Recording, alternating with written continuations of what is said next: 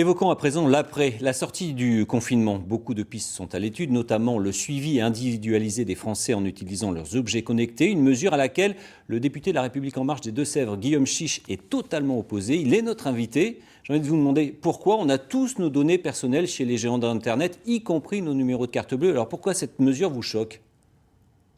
Parce qu'il s'agit là de révéler l'état de santé des personnes. Je crois que organiser le ciblage d'individus atteints par le coronavirus pour en faire le signalement à leur entourage, c'est ouvrir la voie à une forme de ségrégation, à l'exclusion. La première étape, c'est laquelle? On cible. La seconde, on prévient l'entourage.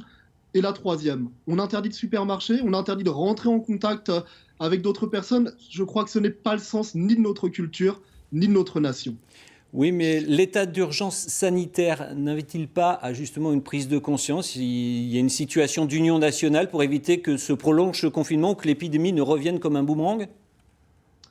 Vous savez, je crois que la meilleure arme face au coronavirus, aujourd'hui, c'est bien évidemment le confinement. Et demain, ce sera le respect des gestes barrières.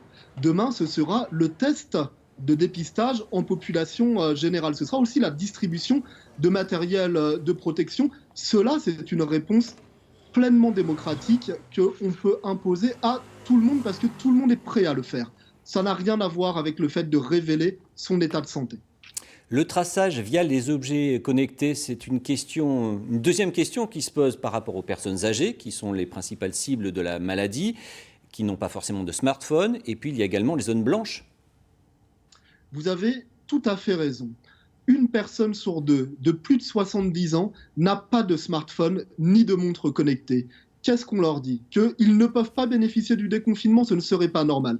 Quand vous êtes au milieu de la Gâtine, dans le département des Deux-Sèvres, dans une zone blanche, vous dites à leurs habitants, eh bien, ce n'est pas pour vous les mesures de déconfinement, ce n'est pas acceptable. Il faut impérativement privilégier des mesures collectives, comme les gestes barrières, comme le dépistage en population générale, et ne pas chercher à tracer, à pister, à cibler les individus par des applications numériques en fonction de leur état de santé. En tant que député de La République En Marche, votre voix est plus que dissonante. Qu'en disent vos collègues ou voire le gouvernement?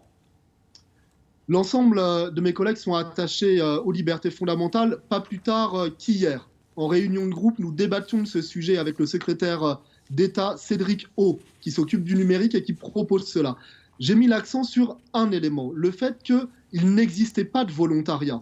Quand l'État vous incite moralement à installer une application, c'est une consigne ou c'est au pire du chantage. Et moi, je crois que nous ne pouvons pas rentrer dans ce genre de dynamique, ce n'est pas à l'image de notre société, et donc il faut que chacun puisse retrouver des marges de liberté à la faveur du déconfinement, indépendamment de sa condition sanitaire. C'est une remarque qu'il a entendue. Merci pour ces précisions, Guillaume Chiche. Je rappelle que vous êtes député de La République En Marche des Deux-Sèvres.